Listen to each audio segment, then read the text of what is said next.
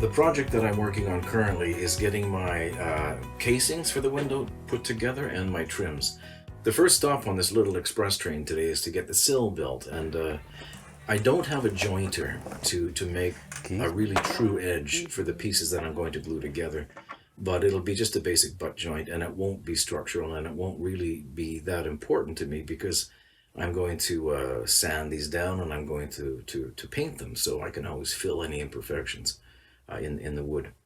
I did a thorough job cleaning the windows since once I put the sill in, those windows were going to be captive. Speaking of that sill, I kind of messed up my cut on my manufactured sill, and it was coming up a little short. It wasn't going to cover the window trims the way I wanted to, and aesthetically that was going to bug me. So I had to go back up to Home Depot and buy an off-the-shelf sill, which I cut up, and you know what? It looks great. Did I mention I was a bit pig-headed? All right, ladies and gentlemen, we have a sill. I nailed in my casings with 2-inch brads using my handy compressor. You gotta know by now that I love that little red beauty. Once casings were in, it was on to the trims. And I'm going to leave a nice reveal, like on the center column here, there'll be a 3/8 of an inch reveal in here. It'll give it some definition, it'll help the trim to sort of pop a little bit. But I need to put my top trim piece on first before I can cut this to length, obviously. I'm going to start wiring my plugs finally. And what I'm going to do is I'm going to pigtail each of them. These are Decora plugs. This is a standard household plug to which you connect your hot, your neutral, your ground. So what I'm going to do, and what you should do really, is you should wire these from a pigtail. The logic of the pigtail is really quite simple. If I wire this plug the way I can, and I could conceivably wire it this way, where the hot comes in and then the hot goes out. If this plug fails, then everything downstream of this plug fails because there's no current. If I pigtail it, it means that my hot comes in, my neutrals come in, and my hot and my neutrals leave, but I've got a pigtail to this plug. If this plug fails, the juice carries on, you know, the river still flows, and you got juice downstream. So when I get all of my plugs wired up and pigtailed, the very last one is my live wire. That's my live current, so I'll have to shut the power off.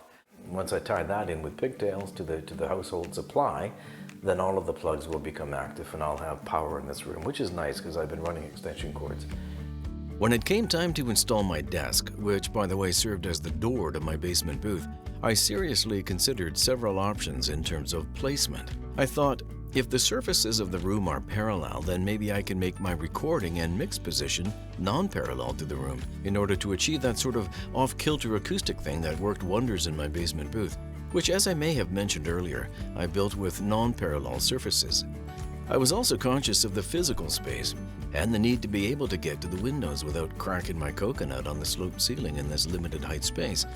I had always planned to mount one end of the desktop to the chimney support I'd built for the purpose, and once I decided on the actual angle of the desk, then it was time to cut out the portion that would wrap around the chimney.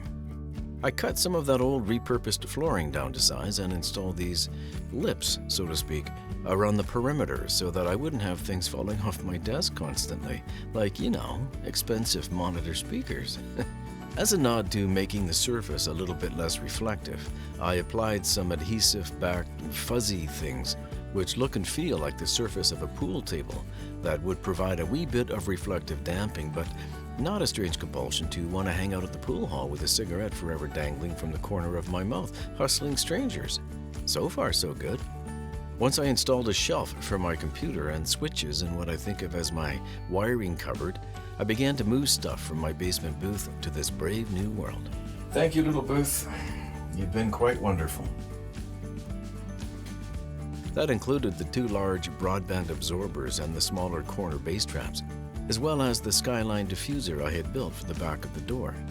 Essentially, I was committed to making the move once I stripped the acoustics from my booth. Jumping ahead just a little bit, I added in some absorbers that I had built so I could start recording some baseline tests. We'll see that in the next episode. I was just so damned eager to get at it. Once I got all that done, it was time to connect the room on Cat 5 to bring my Ethernet cable up through the second floor and into this room so I could make my connections and move on. This chimney, This chimney gave me nothing but grief. It was not an easy thing. I was in my basement drilling up through the floor, exploratory holes, trying to find the base plate of the 2x4 wall that I expected to be framed around that chimney in the second bedroom down below. It didn't take long to realize there was no framing around that chimney. Whoever had made a renovation had simply applied drywall straight to the brick, which caused me it caused me some grief. And I thought, oh God, how the hell am I going to get my cable up there?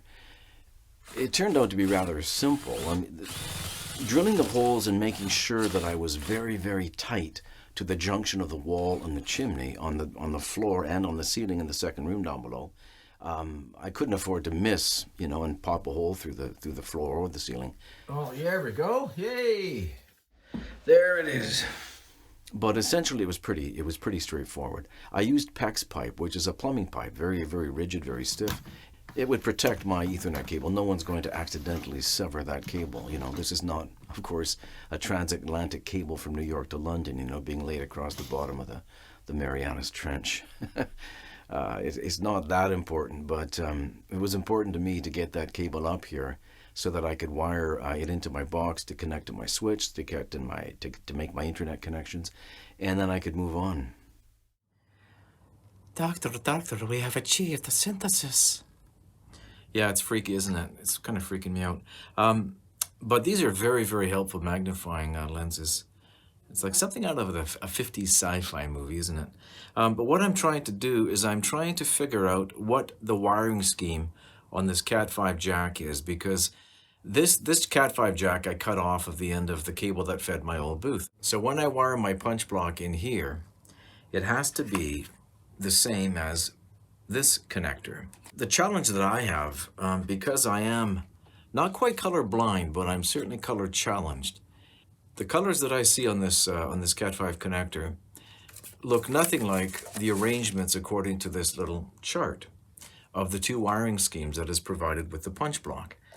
My son Nick came up and gave me a hand. He's young, he's got great eyes, and he can understand color. Normally in a Cat5 cable, when I'm looking for a green white, a blue white, it's literally a blue wire, and then the blue-white wire has a white stripe, and it's paste, and every once in a while there's a stripe. You can see that it's a striped blue wire. When in fact what this cable does, this particular Cat5 cable I'm dealing with, these wires aren't striped, they're simply blended colors. So there's an orange, and then there's a wire that looks like a little bit yellow. Well, same thing with the blue. There's a very, very pale blue wire, which must be the blue-white. I've never seen that before. And so that makes it even harder for somebody who's color challenged. I would have preferred to see a stripe, but anyway, this is the wire that I have. Stripes or no stripes, I got the internet sorted out, thank you Nick, and I'm now connected to blazingly fast fiber internet. Next time out on building a Home Voiceover Studio, it's time to wrap up the whole kit and caboodle. I'll be building broadband absorbers and diffusers and generally just start tweaking the room so I can enjoy the fruits of my labor. Yeah, I'm going to eat that peach. That's next time on Building a Home Voiceover Studio.